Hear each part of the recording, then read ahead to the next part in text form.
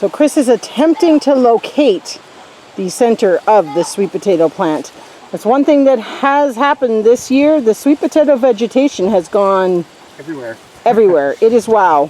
We're just going to cut the vegetation back and see if we can find the plant. And somebody will eat it. The bunnies love the sweet potato greens. We have been pruning it mildly, not enough to kind of set it back, obviously, but we have been trying to keep it out of the peppers and out of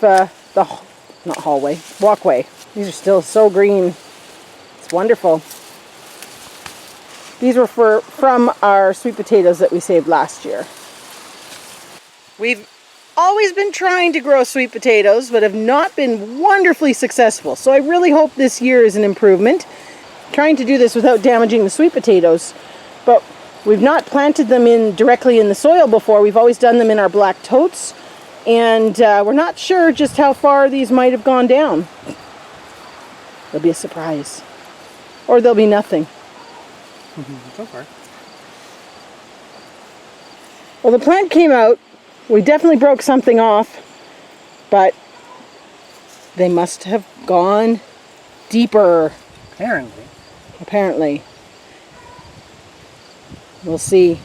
Maybe we're not sweet potato farmers. So we started it at that end by the tomatoes. Really, we found nothing. Just a lot of roots and some little tiny ones.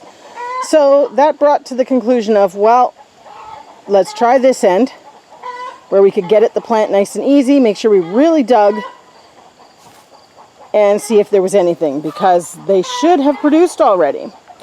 Well, upon digging up this end, we did get one nice sized curly whirly, and that's about it. So Chris is going to take out the whole row. So while Chris is working away at that row of sweet potatoes to see if we are sweet potato farmers or not, I'm going to work away at harvesting our noodle beans. Look at them up there. Super pleased with these. This is going to be our first big harvest. We've harvested a few just for nibbling on, but this is going to be a big harvest of noodle beans. It almost seems a shame to take them down. It looks so pretty. But we don't need very many for seed of these, and they're not great as a dry bean, so time to get busy. Well, there is our one bed of sweet potatoes uncovered, and there was a lot of greenery, a lot. So I'm going to go ahead and sort of uncover these and see what's at the base, and then once I kind of get most of them out, I'll probably turn the whole bed over and just see what's going on under there, because they grew lots of roots. There's no question about that. Well, it rained for a little bit, so we kind of had to, and I'm not talking a little bit of rain, it was a lot of rain for a little bit, but it's cleared up now, so I'm back outside and I'm going to see if I can finish up this sweet potato bed and see what comes out of it. I will show you what we got right before the rain kind of forced us inside. So here's what we've been able to find so far in the bed. Now we've only dug up three plants, really, and we're kind of in the midst of working on a couple of others. So this one here, we didn't get out of the ground yet, but it actually seems to have a pretty decent tuber on it, so I'm curious, as I work on this one, what actually comes out here. I've freed this one up a bit more, and so far, I kind of cheated a bit, but look at this. It's got a couple of good-sized tubers in there. One. Another big one. Now I do notice this particular plant is certainly split, and I imagine that's because of the weather we kind of had, where we started out early with very little water, very little rain. We've kind of got these interesting looking tubers, but it's still a tuber all the same. Another one, some little guys, clean up later. Oops. I did unfortunately hit a few of them with the shovel as I was digging. Now I don't know Some of them have been quite deep. This one, case in point, fairly deep. A couple of tubers here, right underneath. See if I can get them out here. And that, I think, is probably the nicest one so far. That's a pretty nice sweet potato. It's a lot of superficial growth, like in underneath the mulch and that. But anyways, I'm going to keep digging and see what I can find. Chris is still working away on his sweet potatoes. I say his sweet potatoes because I'm going Team Potato. I've made this decision after the start of this harvest. Team Potato is going to win. So surprised with how dry the ground is. Uh-oh. This looks disappointing. I think it's another deep one. I've noticed this particular variety goes really deep in the ground. And they're pretty long and skinny, which makes them a little hard to get out. Especially without damaging them. And to top it off, while he's working on those, I'll show you our, well, Chris thinks vole damage on these guys. A rodent of some kind has been in here eating these ones, which is no good. I don't like that you have to like excavate to Timbuktu to find them. I think our soil is just not the best for them.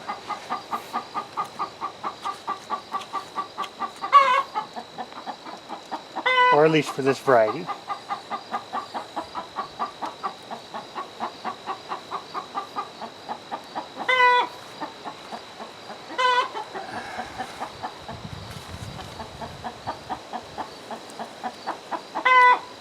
can see we did work this soil up, but it's very hard. Very clay-like, or not, well, dry clay. There's kind of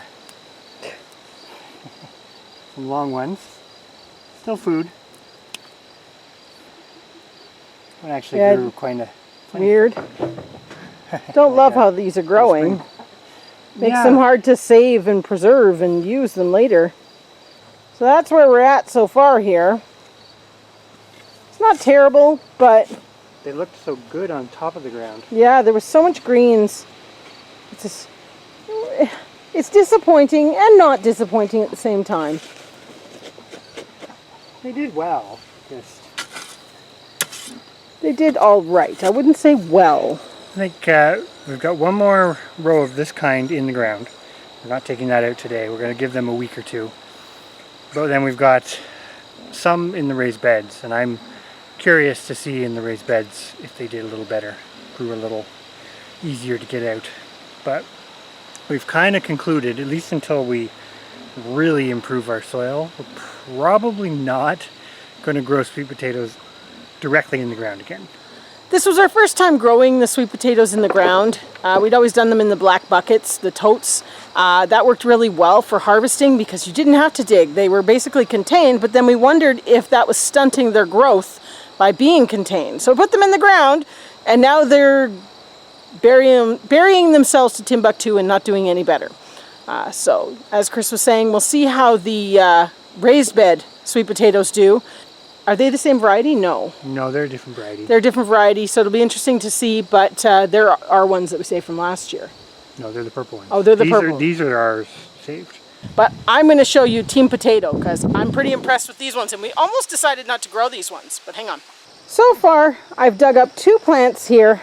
Very, very little, and same situation. The ground is awfully hard underneath.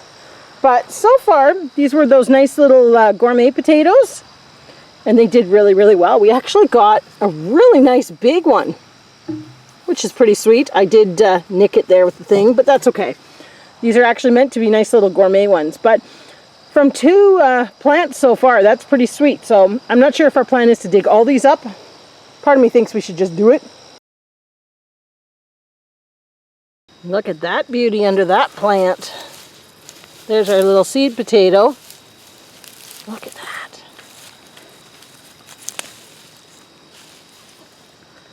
Lots of wonderful red skin potatoes. So there's our 1 row worth of sweet potatoes. That's kind of an odd shaped bucket, so it's really hard to tell exactly how much is in there, but we'll lay it out. And we've got a helper cat, as per usual, and a few peppers. Most of our peppers right now are just about ready, so give it a couple days and they'll be ready. So in here is, I'm going to say, the first half of our little red skin potato harvest, and a rogue russet that volunteered in the garden. So behind Stephanie there, she's doing the digging on this one. Basically, that milk crate full of potatoes came from this little squared area here beside the corn and the beans. And this was like our afterthought potato garden, where we basically said, we threw everything that didn't have a home. Well, yeah, the little red skin ones, we almost ditched them and then decided, oh, and there's more rogue russet potatoes. So they do grow back year after year if you don't get them out. Yep, these survived from last year because this was the russet potato patch. Oh my goodness. Look. Wow. Do they ever survive? Oh, I just scratched that one. That's alright, these ones might be eaters because they're not part of our sort of main crop, but regardless, our soil seems to be potatoes. Very good for growing potatoes. Not so good for sweet potatoes. But as we said a couple of times, we're still going to give the sweet potatoes in the raised beds a chance, because I will take you over and show you what they look like right now.